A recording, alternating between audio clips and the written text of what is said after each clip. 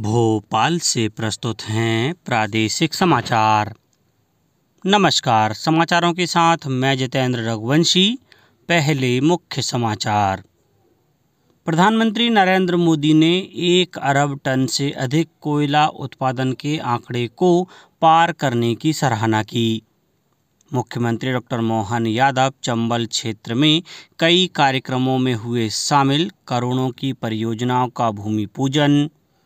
केंद्रीय कृषि मंत्री शिवराज सिंह चौहान ने कहा कि किसानों का कल्याण सरकार की प्राथमिकता है और भारत ने 2030 में होने वाले शताब्दी राष्ट्रमंडल खेलों के आयोजन की आधिकारिक तौर पर दावेदारी पेश की।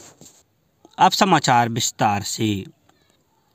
प्रधानमंत्री नरेंद्र मोदी ने 1 अरब टन से अधिक कोयला उत्पादन के आंकड़े को पार करने संबंधी भारत की उपलब्धि की सराहना की।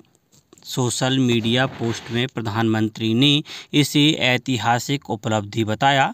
उन्होंने कहा कि यह ऊर्जा सुरक्षा, आर्थिक विकास और आत्मनिर्भरता के प्रति भारत की वचनबद्धता का परिचायक है।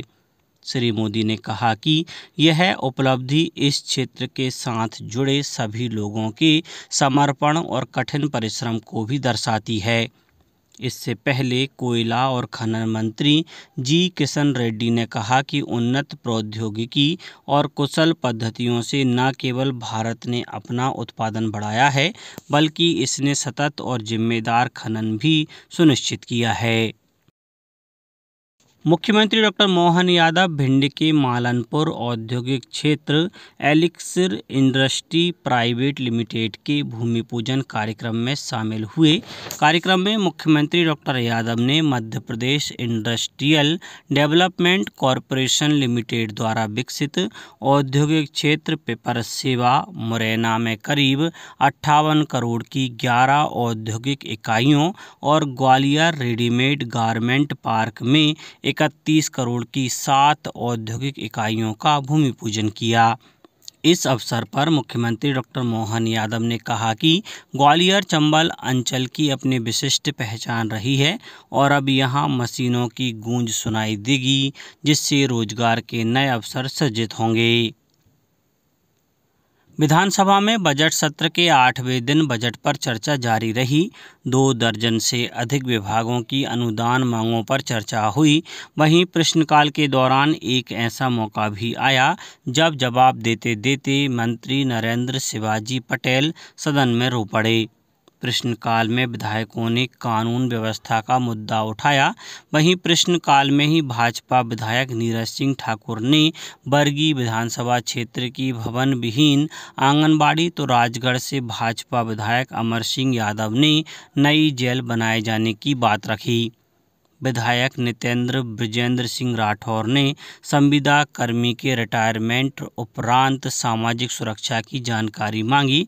इस पर मंत्री कृष्णा गौर ने सदन को बताया कि सरकार ने यह सुनिश्चित किया है कि संविदा नीति के तहत प्रदेश के समस्त संविदा कर्मियों को रिटायरमेंट के उपरांत सामाजिक सुरक्षा की दृष्टि से राष्ट्रीय सुरक्षा पेंशन और उपादान भुगतान की कार्यवाही की जाएगी।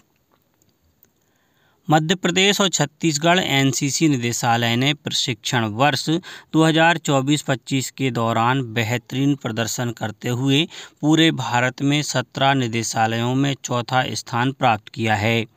निदेशालय ने 18 वर्षों के बाद पुनः यह स्थान हासिल किया है।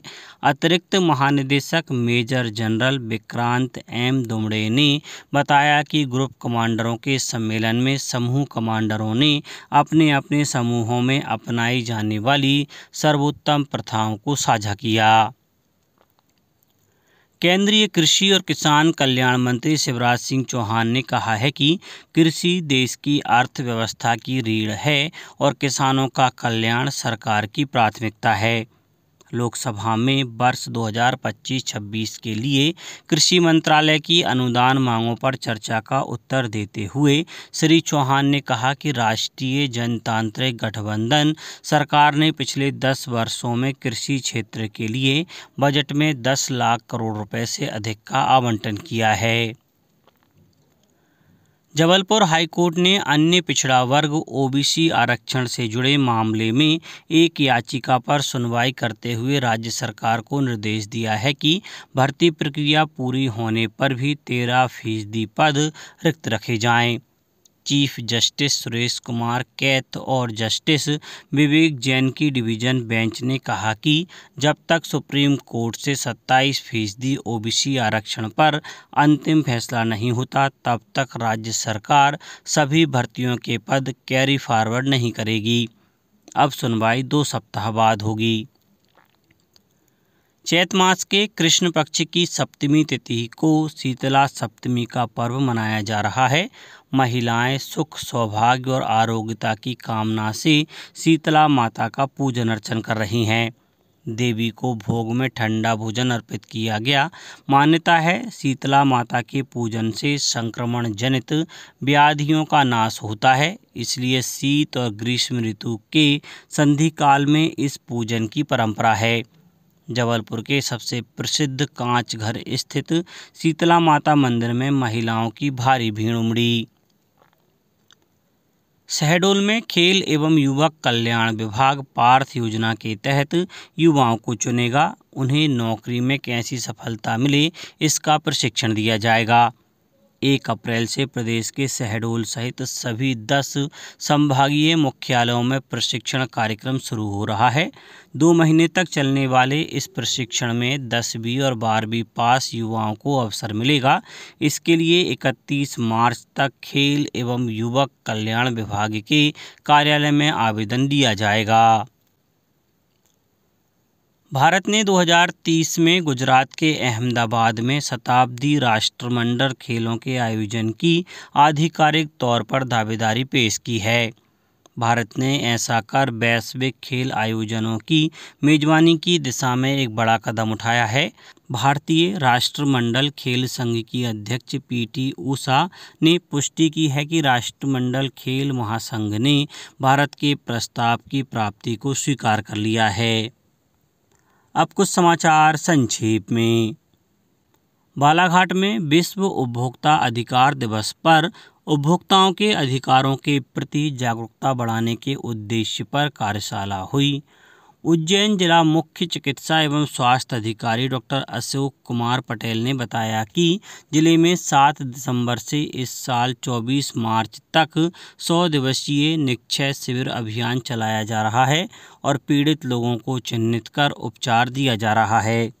सीहोर जिले में दीनदयाल रसोई योजना अंतर्गत माह अप्रैल के लिए हितग्राहियों को पका हुआ भोजन प्रदाय करने के लिए गेहूं चावल का आवंटन प्रदाय किया गया है। नीमच के ग्राम जमुनिया कला में आयुष चिकित्सा स्वास्थ्य शिविर आयोजित किया जा रहा है। कटनी में अवैध वेंडरों और बिना टिकट यात्रा कर रहे यात्रियों के खिलाफ विशेष अभियान के तहत 2 लाख रुपए का जुर्माना वसूला गया। मुरैना में 24 मार्च को जिला रोजगार कार्यालय परिसर चंबल कॉलोनी में 1 दिवसीय रोजगार मेला आयोजित किया जाएगा। भोपाल में तुलसी मानस प्रतिष्ठान एवं रामायण केंद्र द्वारा तृतीय अंतर्राष्ट्रीय रामायण सम्मेलन आयोजित किया जा रहा है। इस सम्मेलन का विषय भारतीय ज्ञान परंपरा में श्री राम कथा है। गुना जिले में कार्य में लापरवाही बरतने पर मकसूदनगढ़ तहसील के पटवारी को निलंबित कर दिया गया है। आगरमालवा जिले के कानड़ में विश्व उपभोक्ता अधिकार दिवस एक जागरूकता कार्यशाला आयोजित की गई है और जबलपुर में एक सड़क हादसे में 2 युवकों की मौके पर ही मृत्यु हो गई। पुलिस ने ट्रक चालक के विरुद्ध मामला दर्ज कर लिया है। अंत में मुख्य समाचार एक बार फिर। प्रधानमंत्री नरेंद्र मोदी ने 1 अरब टन से अधिक कोयला उत्पादन के आंकड़े को पार करने की सराहना की। मुख्यमंत्री डॉक्टर मोहन यादव चंबल क्षेत्र में कई कार्यक्रमों में हुए शामिल। करोड़ों की परियोजनाओं का भूमि पूजन। केंद्रीय कृषि मंत्री शिवराज सिंह चौहान ने कहा कि किसानों का कल्याण सरकार की प्राथमिकता है और भारत ने 2030 में होने वाले शताब्दी राष्ट्रमंडल खेलों के आयोजन की आधिकारिक तौर पर दावेदारी पेश की। आज के इस बुलेटिन में बस इतना ही। नमस्कार।